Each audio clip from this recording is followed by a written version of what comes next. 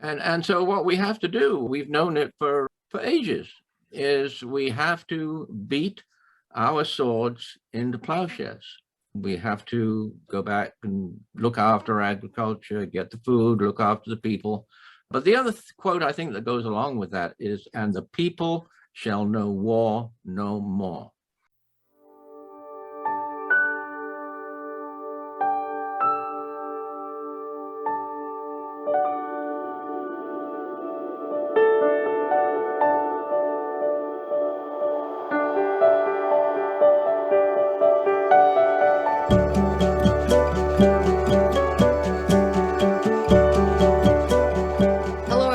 Welcome to another Climate Emergency Forum, and we'll be discussing the nexus of climate disruption and war. And of course, we're referring to the current war in Ukraine being perpetrated by Russia. And so we're all going to share our perspectives on what's happening in the region and how this actually really does have an impact on climate change, on climate disruption, and in fact, how what we will see, no doubt, is one of the terms that we've brought up, positive feedback loop. That is, with war, there are disruptions. For example, Ukraine, once the breadbasket of the USSR, and the breadbasket to many nations who use their wheat that they produce, is now in a situation where it's not producing wheat, it's fighting a war. This will, of course, have dire effects on people who rely on that for their main source of sustenance. And of course, we know that prolonged hunger, inadequate nutrition, leads to disruption in humanity, which can also trigger wars. Lack of water can trigger wars. So we see this feedback loop. It's really, really tragic what we're seeing happening on so many fronts. And we really want to draw the connection for you all that nothing happens in a vacuum. And especially when it relates to the planet to which we are all deeply, inherently rooted. So, I really want to hear from the panel here what you all think. And why don't I just toss it to Peter? Peter, I know that food and hunger, starvation are definitely within your wheelhouse. And what are your thoughts on this? Well, I was involved in the peace and disarmament movement decades ago. Most of us realized back then that fossil fuels was a major driver of war. And it's a little bit obvious nowadays because these war machines are so unbelievably gargantuan. But nation states that think they have to defend themselves also tend to build up, of course, these huge armaments. And it takes a lot of fossil fuels to do that. So what it gets down to today is that we all know that we have to totally decarbonize in order to survival. So decarbonization means no more fossil fuels. I mean, we all know that. We've known it for decades as well. We're not going to decarbonize unless we demilitarize. So we would have to abandon certainly the war production, what Eisenhower called the military-industrial complex. That whole thing would have to be abandoned. And we would have to find other ways, which we could obviously do on an international stage to settle our disagreements. That's standard. We just need international law and to apply it. But today, we have a return to a very, very high state of warfare with Ukraine. And of course, people are very concerned. And there is evidence that Putin and the Russian forces will not stop with Ukraine. The big fear is that the next one will be the Baltic states, those small Baltic states that were in the Soviet Union before. Putin, he's written this long 25-page essay supposedly justifying the invasion of Ukraine. It's a frightening essay to read because it harks back to the ages of Russian Empire under the Czars. And that was a huge empire. If we go and look at the size of the USSR, massive, massive. Putin doesn't want communism back, apparently, but it seems pretty clear that he wants a Russian empire back. And that means collapse of everything, means collapse of the, I should mention that our great UN Secretary General made his last presentation, his last statement was on Ukraine and world food security, but it covered climate, it covered human rights, it covered everything. But when you read that statement, if something isn't done here to stop this insanity, the repercussions on the entire world are going to be terrible, terrible beyond our imagination. Yes, as a chess player, I've followed the world champion or ex-world champion Garry Kasparov for many years, a Russian. He's living in New York, and he hasn't lived in Russia for many years because his safety is very outspoken. He says what he thinks. He's very critical of Putin, has been for years. You know, he couldn't survive in Russia. I mean, there'd be the poison capsules or the radioactive substances or whatever. So he talks about Putin, you know, the pattern of his behavior. And yes, I mean, Putin, he wants to regain the sort of glory days of the Soviet Union. He says that the collapse of the Soviet Union and the Berlin Wall coming down in the late 80s, early 90s was a disaster for Russia, an embarrassment, and he's all gung-ho to sort of restore the glory of Russia. And if you look at the behavior in the more recent, in 2008, of course, they went in to Georgia militarily. And in 2014, it was Crimea, right? And now it's, of course, the Ukraine. And it's funny to me that there was so much surprise in the West saying, oh, we didn't really expect him to do this, even though he amassed troops on the border for almost a year and said this was what he was going to do. They couldn't accept, Russia could not accept the Ukraine into joining NATO. So the Russian war chest, the money that has been used to build this enormous tank force and aircraft and helicopters, et cetera, is basically from fossil fuels. You know, it's diesel, it's gasoline powering these massive tanks. Of course, the Ukraine they're one of the main suppliers of wheat and other foods to the world. They were the breadbasket of the USSR, and now they're the breadbasket of Europe. And they've just announced that they will not be exporting any grain this year. They're fighting a war, as you said, and they're not, you know, who wants to think about planting and, you know, all of the metal debris, the war material from blown up tanks and et cetera, you know, aircraft downed, et cetera, the bombs, the explosions, all the debris going onto these fertile fields that, you know, is certainly not conducive to producing crops. So, of course, over the years, Russia has built up a dominance of supply of natural gas for the rest of Europe, and many European countries close to the borders have 80% of their energy needs in the winter supplied from Russia. So, you know, over the years, he's pushed down the price of fossil fuels to shut out the competition and get basically a monopoly. So there's this enormous dependence of Europe on these products that Russia is supplying. So, and of course, climate change, we know that the extreme weather events are making it very problematic to grow food in many places of the world. Crops are failing because of flooding or because of heat waves and drought.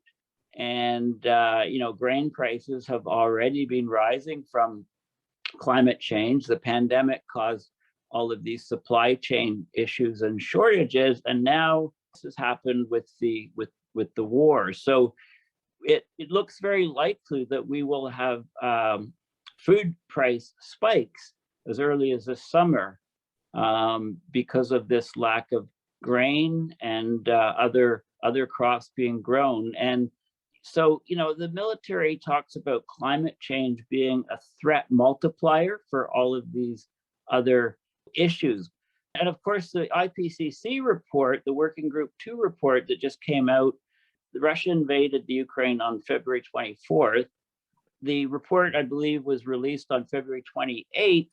And it's basically an atlas of human suffering. I mean, it's a devastating report on how climate is affecting people and giving us a world of hurt. But even, but that news and that information has been on the back burner. Whenever there's a war, there's a visceral feeling, there's an immediate impact on human psyche, and we kind of cast other things aside. We kind of put other things on the back burner, and that's exactly what we do not want to do with climate change. We can't do that with abrupt climate change. I mean, one of the things that I often think, I look at what was once fertile lands that looks like it's been blown to hell and gone, and it's like these vast wastelands. I mean, that's got to have an effect in terms of like decimating trees, lakes, rivers, with the debris of war, as you were saying, just completely despoiling the natural environment. Not to mention, I mean, we're talking about humanity, but I mean, all of the living beings. Like, I think I've seen pictures of animals in zoos in Kiev. I mean, what horrible conditions for them to be in, in the middle of a war, trapped in a cage. And sometimes I wonder if there's hope for humanity. I mean, it's true that the United States military does acknowledge that climate change is a threat. It's a threat to national security. It's a geopolitical threat. It's a threat to the military itself. But yet it can't stop what it's doing. Once again, we have this feedback loop. It's just on and on with the insanity. The snake that eats its own tail, And I do wonder if there's hope for humanity. The players, let's just say the main players who are controlling everything, seem hell-bent on greed, power, and destruction. It's not humanity. It's just a few men who rule the world that want more and more and more. And I just don't see an end to it. I mean, Peter, you're the positive one. You're the one who says there's hope. I'm wondering, is there? I know that I'm not trying to push you into being naysayers like me and Paul here, but is there? Seriously?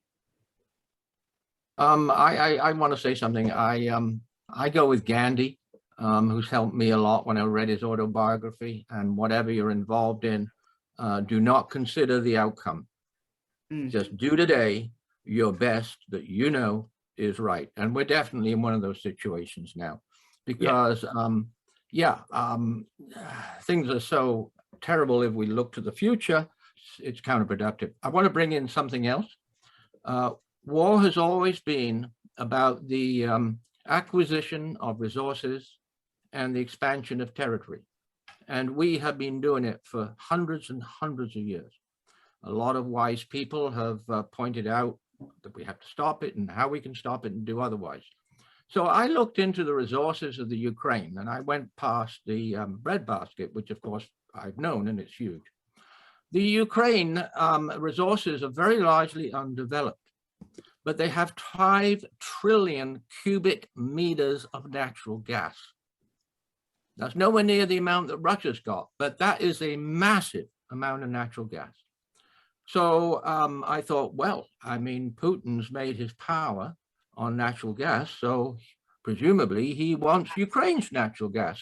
And then I found out that in actual fact, Russia has to pay Ukraine to put the natural gas through their country, and maybe they don't want to do that anymore.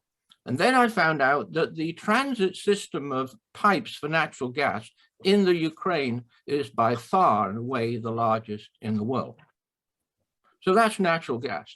They also have oil. Then I discovered a very interesting agreement that Ukraine had entered into with the EU less than 2 years ago. And it was called a strategy, which might have been an important, unfortunate term from Putin's watching things, but it was a strategy for the Ukraine to benefit and provide its massive amounts of lithium.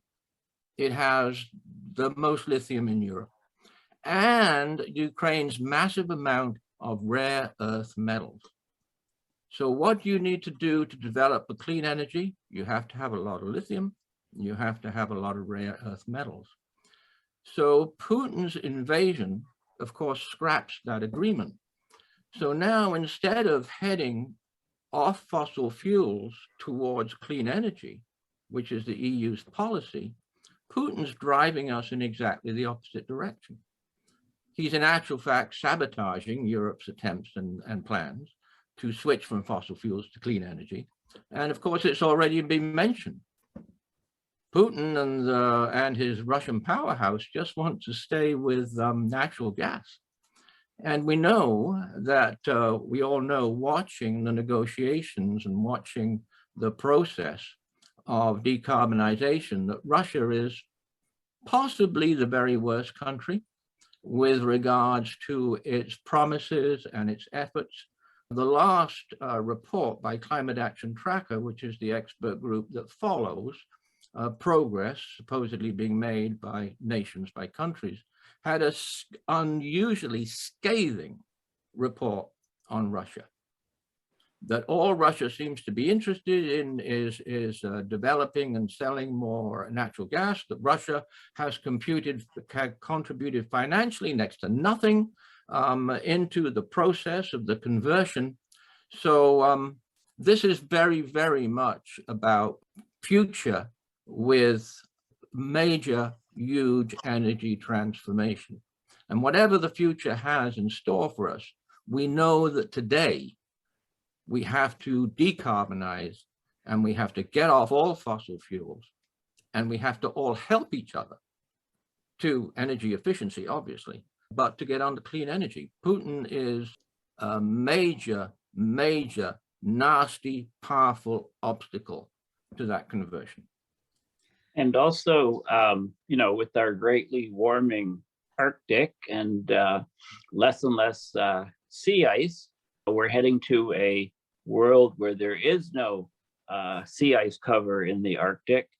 So there's an estimated 25% of all fossil fuel reserves in the world being in unexplored deposits in the Arctic, inaccessible deposits. And suddenly, with a much warmer Arctic and no sea ice, not only does the Arctic become a major transportation route for global shipping, but it also can be opened up to oil extraction, natural gas extraction. There's already huge iron mines appearing up there, all kinds of different minerals being exploited. And Russia has really upped its activity in the Arctic in terms of naval exercises, military exercises in the far north, creating deep water ports accessible to the Arctic, and across the Bering Strait. It's a very short distance between Russia and Alaska.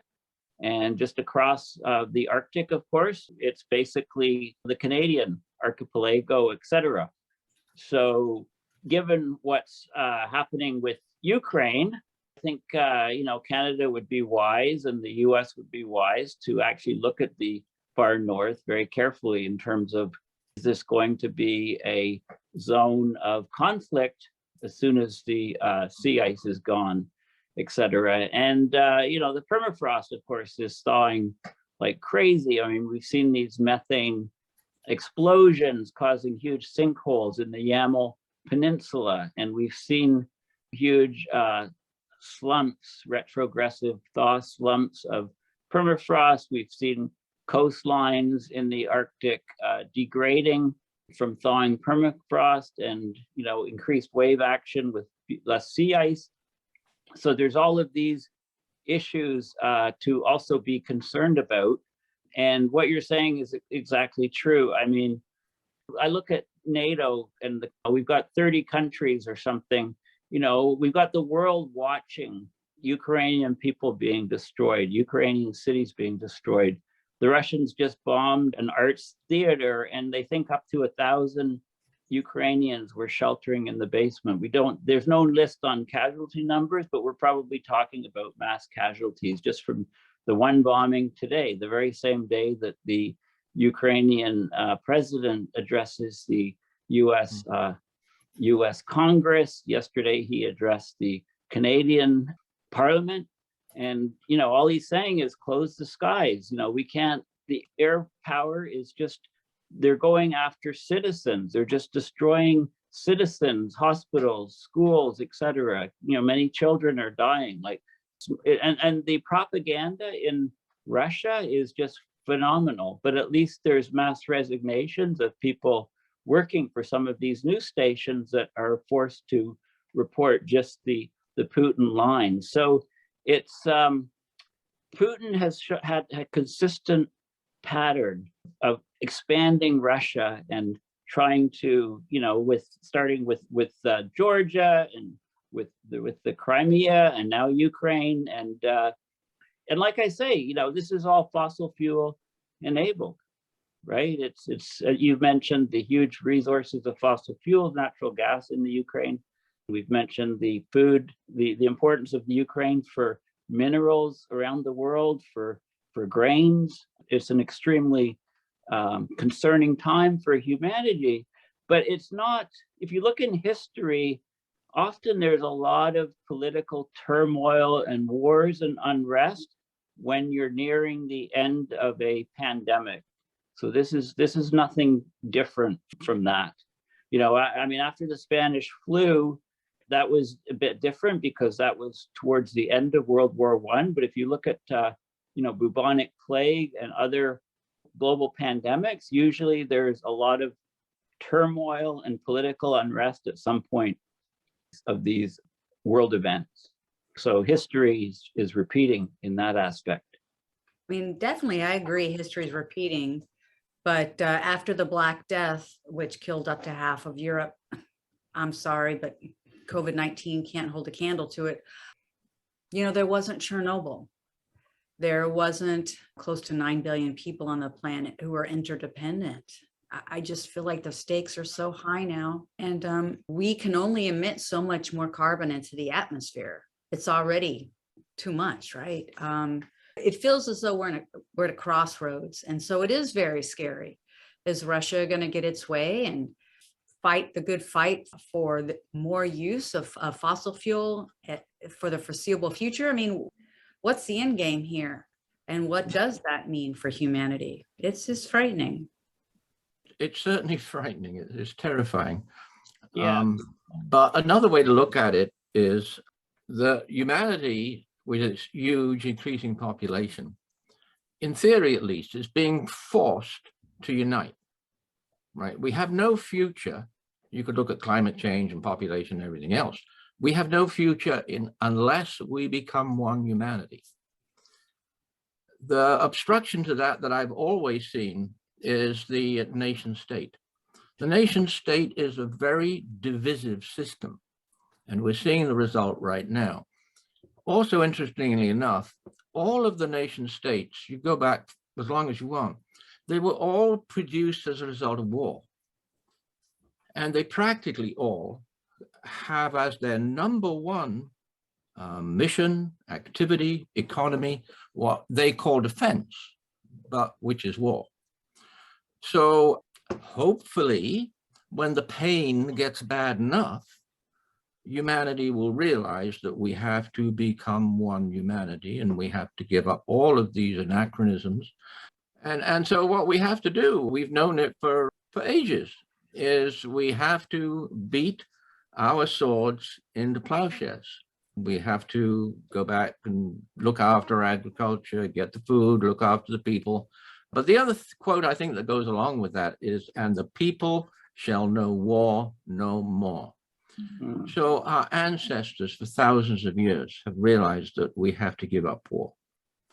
And again, I come back to, you don't necessarily have to think about the future to do that. We know we have to do it. We know we have to do it to survive. And right now, today and every day, that is really what matters. Another interesting bit of information that I came across, you'd never guess which country has by far and away the greatest reduction in CO2 emissions. Ukraine. I go through these periodically, but I've never looked at Ukraine. You know, I just go for the sort of big powers.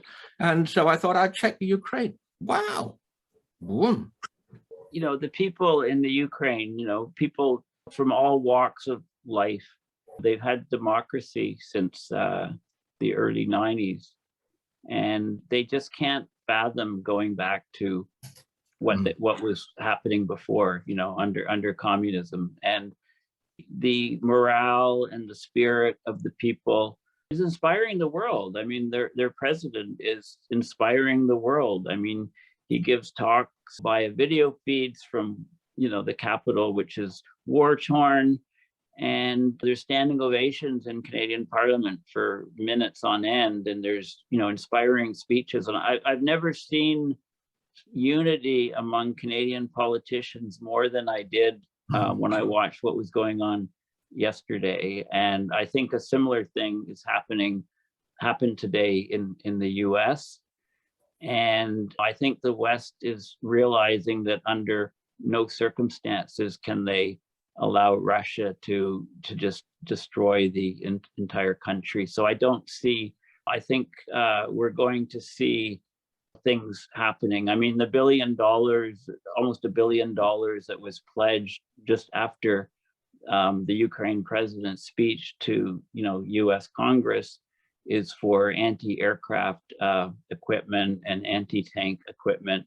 You know, they're doing everything but those planes. So, you know, if you can shoot down the planes in the airspace rather than fly your own planes in there, that's what's being done. I think that the sanctions are really starting to hurt the Russian people. I mean, we don't hear much about it. So there are some signs of optimism. I mean, Ukraine has surprised all of the military analysts and observers, et cetera, worldwide in their resilience, in their drive and determination, in their inspirations to the rest of the world. You know, how do we fight climate change, you know, when this sort of thing is going on? And, you know, how do you make one of these huge tanks operate if you don't have fossil fuels, right? I mean, war is fossil fuel driven. We don't count the carbon budgets of militaries. Basically, they're excluded from a lot of these calculations. And are we going to rebuild all of these apartment buildings and houses and destroyed infrastructure? That's all going to require fossil fuels to do. So let alone all of the loss of human life, et cetera. It's the carbon emissions that will go up through the roof from this sort of thing. So yeah, it's a huge mess. So if it's all getting you down, just, you know, get a puppy. Yeah, I was going to say that there's a lot of issues that this war is bringing up, and you mentioned, Paul, at one point during our taping that suddenly what took years could take weeks. Things that have taken many years is happening in weeks. Like we heard that Europe now realizes that they have to decrease their dependence on foreign fossil fuels, on Russian fossil fuels. And as a result, yes, Peter did mention that in the short term, they're burning more coal, but they realize they have to accelerate their build out of renewable energy to lessen that. The other thing I see here is that this whole idea of MAD is not working for us here. this idea of Right. mutually assured destruction. Like Putin is taking that and he's playing chicken with it. He's saying, well, don't come after me. I will do as I please. And, you know, if you come after me, well, then there's mad. So he's Right. kind of using it as a license to allow him to do what he wants in Ukraine. And the other thing that seems to me is that war is fueled by fossil fuels. It would be very hard to wage a green war. It's impossible. I mean, just fossil fuel is the most energy dense thing we have. You can't make war without fossil fuels. Right. Yeah, and one thing I wanted to bring up, go back to what Regina was talking about. Humanity needs to do better because we're so focused now on Ukraine, but there are other crises happening at the same time. Yemen, there's still people suffering in Syria, Afghanistan, and we just can't forget about that. We have to realize that as humanity just needs to do better. Yeah, I mean, and a lot of those borders in the Middle East, for example, were drawn up in Paris 1919. Basically, the victors of the First World War got together and sat down, and there was some bureaucrat in the UK who drew up the borders. So it's just, we have to do much better as a civilization. There's no question. So that's one thing that this war has shown. It's making a lot of people think, you know, you're not as comfortable in your democratic country, wherever it may be.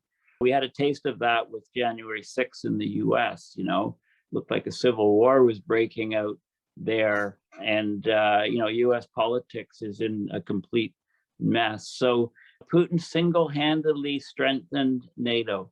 NATO countries are coming together and saying, yeah, this type of alliance, this type of group, NATO, is very important in Europe. Whereas a few years ago, people were questioning, is it worth making those contributions to NATO? But I think part of the problem is people forget. After Second World War, I mean, ended 1945, you know, we haven't had a world war, thank goodness, for 75 years, 77 years. So many people sort of are forgetting that democracy is important. Who you vote for is important.